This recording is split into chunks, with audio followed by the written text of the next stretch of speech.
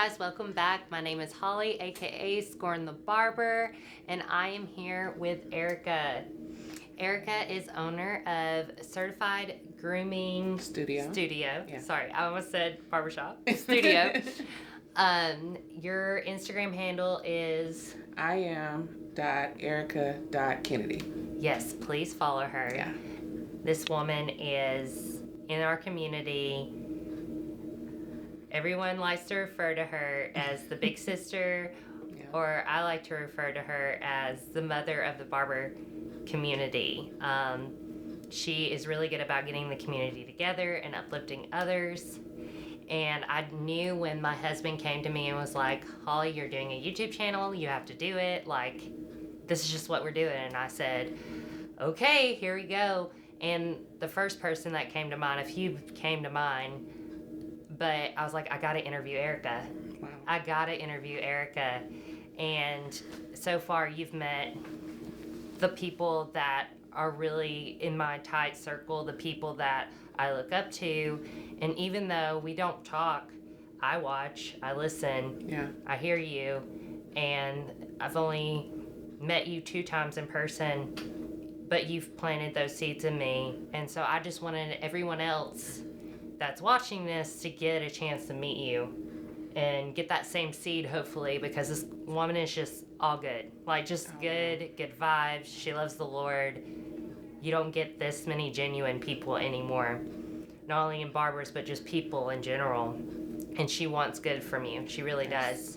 So I want to get into what started this all. Like, what got you in the barbering career? Well, I am a product of, my mother is a retired cosmetologist. So I have been in this since I could pick up a comb. Yeah. Watching her, she had a room in the back of the house, and she had the little ladies coming in. She doing the pressing curls, the jerry curls, and all of that. And so I just love what I grasped from that is watching how they felt after they left. Watching them, you know, of course they had their girl talk and all that, but watching them be so excited about how they felt when they looked in the mirror, and that's what I was grew up in. So my mom, she will tell you to this day that she never would have thought that I would have made a career in cosmetology. I was like, Mom, how could I not? You know, because I was right there. I was on your hip, you know, always like, how did you do this? And show me how to do that. And of course, I got my hair done, you know, Sunday mornings, you know, I got fresh curl to the side, you know, slick relaxer, all that. So, yes. But just watching that part is really what I believe has stuck with me, you know, just seeing how you can have the capacity to help people feel better about themselves and them trusting you, you know, with their crown. And so that's pretty much where that started. And then as I got older, going into middle school, I started doing my own hair.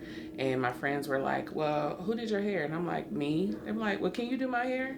So I would be asking my mom, could I have like 1 or 2 friends over after school just to like put some braids in their hair and things like that. So that started in middle school for me. Wow, you were hustling early. My mom was a hustler, so I got honest. Did she say you better charge? She didn't, but I knew. You knew. I knew. You knew. Either you're going to give me some of your lunch or something. We're going to work out. You're going to give me that Reese's in your Lunchable. The extra jungle juice. Yes. Yeah. Mm-hmm. Yeah. Erica going to get paid. I'm going to get paid. So, how many years have you been into this? Like, I guess, which I know you've been doing it since middle school. You know, that's where it started. But I guess licensed. Licensed, I received my license. Well, I started school. I went to school at Chattanooga State in 2003. Mm-hmm. So. And you started off as a cosmetologist. Yes. See? Yeah. Yeah. Which I think that's one of the things when, you know, when I first met you, that's something that you said.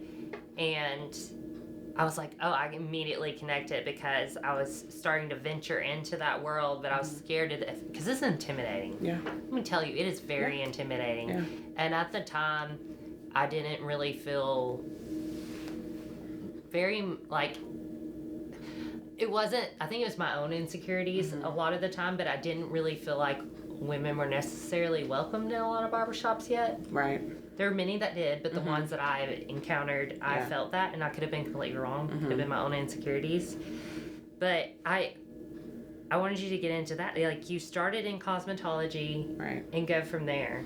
So coming out, while I'm in cosmetology school, we take clients. So there were a lot of the other girls, they were like, I'm not doing any hair, clipper cuts. We haven't gone over that. So I'm like, if you show me, talking to my instructor, if you show me how to do it, then I'll be willing to learn. And what I say that for? Because I was the one staying after school while everybody else was gone, and he would bring in like a worker, like maybe a janitor or a security man, and they would actually let me practice on their hair. And after I got more confidence, when we come back to school and we start picking up clients, they were like, Erica, you got a clipper cut. And people were like, we didn't even went over clipper cuts and how Erica getting the clipper, clients. And it's because I put the work in after school. Yeah. And so that's where I actually started to fall in love with haircutting. Being an artist, because I paint, I draw, always have. And so being able to use the clippers as like a paintbrush or like a pencil in creating clean lines and things like that is really what pulled me in. And really pretty much going into, after I graduated from cosmetology school, I still tried to do hair and have a barber clientele as well, and it just got too much. I started getting stressed out and having anxiety trying to have a lady under the dryer with her, set, and then trying to get a haircut or two while she's drying, and just juggling and having to reset my station at the same time, because you got different products for doing women's hair, and then you have your clippers. So it was hard because a lot of the ladies, I had to tell them, I'm sorry, I'm really gonna go full time in the barbering, but I will refer you to someone that I trust, because I believe that if you have a reputation of quality, you want to refer people to someone that has that standard as well. 100%. So that's where, after 2005, 2006 is when I really went full time and picking up the clippers and just going for it. Yeah. So barbering, let's go back, especially if you're newer into this industry, or, I know I have some subscribers, clients, which I'm grateful for that subscribed. Barbering was kind of dead for a long time. And I think, like, talking to a lot of people, it started coming back around 2010 when a lot of big educators started popping up, and I think it had a lot to do with social media, because long haircuts were in for so long, and barbers weren't taught that. Right. It was more clippers, because like guys wouldn't get longer haircuts. Right. And it was just a different time, different style. And so for you to make that jump in 2005, and actually kind of scared that like you might have taken a pay cut a little bit, because there is a lot more money in relaxers and color and women's hair, especially in that time. I feel like now barbers are charging their worth and more hourly and moving towards that way. But back then, like, that had to be scary, right? It was. And but I'm the type of person that, my personality, if I say I'm gonna do something, it gets done. And so I was like, well, let's back up. Going from doing hair in the kitchen, so I was only doing natural hairstyling, doing cornrows and locks and things like that. So those clients, I mean, I had a really thick clientele. This was while I was in school. And so and then I began to have problems with my wrist because I was braiding hair so much. And that was another way of transitioning into clippers as well. Yeah. And those guys were like, well, I'm not going to let nobody else braid my hair, so cut it off. And I was like, what? Like, they would have hair down. They were like, no, cut it off. And mind you, I didn't know how to fade yet. I was like, I can give you an even Steven, and maybe your shape up would be almost straight. It's like, I don't care, cut it off. And so I was like, wow. And That's where I went and bought my first pair of clippers and trimmers. And those guys that had been coming to me for at least 3 years, they were like, cut it off, I'll start over. So wait, back up. You took a leap of faith and you didn't even have a pair of clippers and trimmers? No. Girl. No. Outside of my kit. But Yeah. I went and got another, pair, and I was like, some clippers were too heavy, and then others were getting hot, and so it took a second to really get my feel, and that's where I was like, oh well, let's go then. It's go time. Like, these guys are really like, cut my hair off, because if nobody else can braid my hair, that just tells me that they loved not just their service, but the camaraderie, like the conversation, the loyalty, and all of that. Like, I care about you as a person. You're not just a number. Absolutely. Yeah. So it is that, and I've told a lot of people this. I said we have a lot of good professional stylists and barbers here in Chattanooga, and I think Chattanooga is very blessed in that area. But what sets everyone apart is customer service. It's huge. Everyone should have that. huge. Yeah. Huge. For sure. Respecting your client, but also having respect for yourself. That comes with professionalism. Right. Setting expectations, and just consistency. And that comes with professionalism. And consistency could mean just showing up on time, being consistent with your cleanliness, all sorts of things, conversations, and really caring about that client and their needs. And notice that, like, hair can be a very, like, fragile thing even for a male. And like you said earlier, I love that you said it's your crown. Yeah. It's the first thing people see when you walk in. Absolutely. So I agree with that 100%. And I wanted to go into like how, so Erica you're already telling that she is like amazing, awesome. But one thing that she did that was just amazing and did it all by herself, she started, it was called Barber Connect, yeah? Up Next Barber Showcase. Up Next Barber Showcase. We followed up with the Barber's Brunch. So that's what okay, I don't know. But you always tell us to do the Barber Connect hashtag. That's why I thought of that. And it's been since COVID, so forgive me. No, you're good. You're good. And I had a baby, we're all so. we're good. I met you, and I forget was it the Edwin building where you can rent out those spaces. I think it was in Chattanooga downtown. Is it that's the... We were upstairs. Right. You had like the tax people come. Yes. So she was brilliant. She had people come talk about taxes, owning property, and the value of owning commercial property in this business, and had a few guest speakers. You spoke. I believe your husband spoke as well, right? No, that's my cousin. Your cousin spoke. I knew that. I'm sorry. Yeah. But you prophesied, so yeah. I'm waiting on my husband. Yeah. You got it, girl. It's coming. He's gonna be amazing. Yeah. Because he has to be. Yeah. Yes.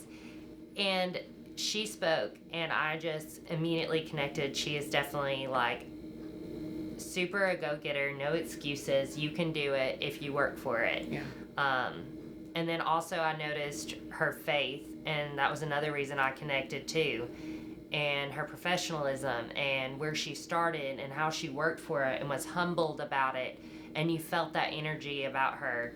And from then on, like, I followed her. I was like, I can do this. She planted a seed in me. And I also saw that, like, she got the barber community to come together and connect and to talk. And that's where I met my mentors, like, Peepo and, CT. Yeah. And, there were just so many other barbers that I know I'm leaving out that, like, I've formed this, like, we don't talk every day, but, like, I hype them up when I see their good work. They hype me up, and they're like, yeah, you can do it, because you need encouragement in this industry. Absolutely. It can be hard and draining and not always, like, your family understands. Right. Can you, like, how did that even get started? Because that's so big to do and bold and a lot of work. Yeah. To do outside of this, So what happened was, it was a conversation between a friend of mine and I, and we were just talking about what was happening in the city, and not just happening in the city, but what was happening in the industry. I was like, right now, well, all I see on social media, and this was, so the showcase happened in 2019. So probably around 2018, I was like, I'm tired of seeing all these people all these people in our industry just going at each other, you know, like putting each other people down and just bad mouthing, and just it just was so like a realm of negativity, you know.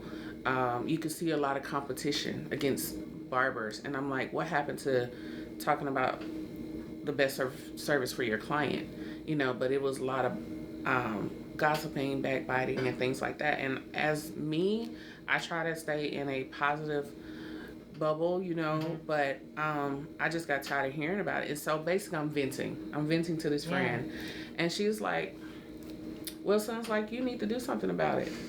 And I immediately deflected. I said, oh no, I'm not talking about me. I'm talking about let somebody else do it.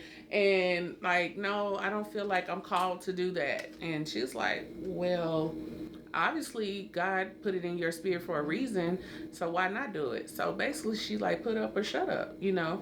And I have always like, if you challenge me, I'm like, yeah. So I went home with an attitude. But then when I woke up, yeah, for real, attitude. I was like, how dare she, you know? Yeah. But I woke up the next morning and I said, Lord, whatever you're showing me, you're going to have to do it. Because there's no budget. This is going to be a God thing.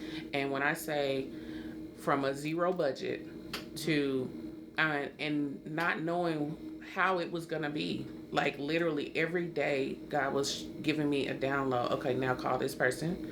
Okay, now reach out to this person. Okay, now you need to reach out to the barbers. Like literally it was step by step. Like, and I like to know things because I'm a planner. I'm like, God, just give it to me all in one sitting. Like when I sit down and pray with you, just give me one, and he's like, no, you got to trust me every step of the way. Because when it's all said and done, I know you're going to give me the glory anyway. So you got to trust me, and I got to teach you how to do this faith walk.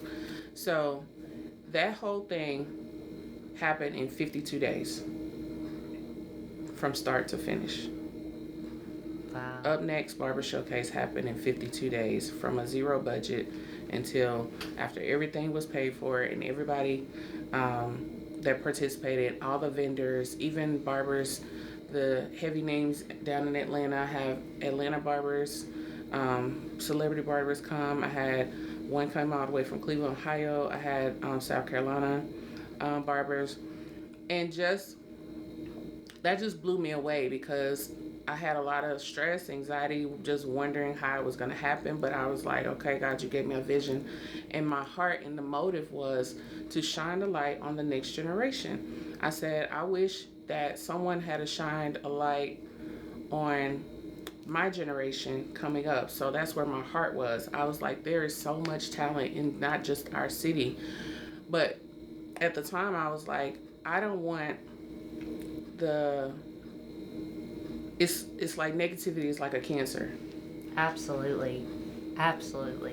So I didn't want the next generation that was coming up under us to be affected. So I was like, so that's where God intercepted, gave that idea, and I went into the schools and met all this great talent. I started following all these kids on, their social media platforms, and I would just send out, it's like, hey, this is what's coming to the city. Would you like to be a part of it? Da da da da.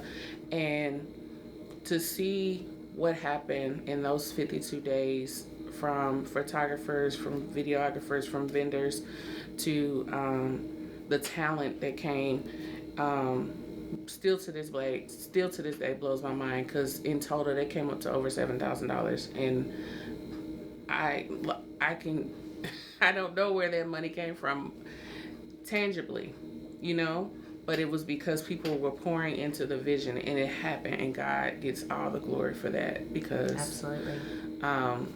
And after the fact, and then going into the place where you're telling people, hey, come out, but nobody in Chattanooga had ever seen anything like that. So yeah, I'll support, but then no, I won't support, so yeah. I ran up against all that. Well, what is it? And I'm trying to tell them, they're like, okay. But once after it happened, they were like, oh, make sure you reach out to me and I'll be there, And sometimes you have to bite the bullet of being a trailblazer. If something has never been done, you have to go with the vision and not so much look for the applause from people. If God showed it to you, that means He's gonna see you through it. Absolutely. And so, and then just to move forward a little bit, a lot of the people that participated just back in 2019, they are traveling celebrity barbers. They have their own multiple shops now. And it just warms my heart to know that they were a student on stage and now they are thriving. Yeah. And that I take no credit for that. But just think, if I had said no, I could have been a stumbling block, or I could have, well, let me say it this way. Your yes to the vision is permission for the next generation. That is absolutely true. That gives me chills. Yeah. Oh. Okay, guys, I'm going to have to do a part 2 because my husband is waving me down, and I'm not going to cut this short or miss out anything of what this woman is speaking truth right now, so I'm not going to cut that short. I'm going to cut this video, and then we're going to air it back up, and then it'll be on next week. So if you will like and subscribe and follow and share. Yes. And then tune in next week and see the second part of this. Bye.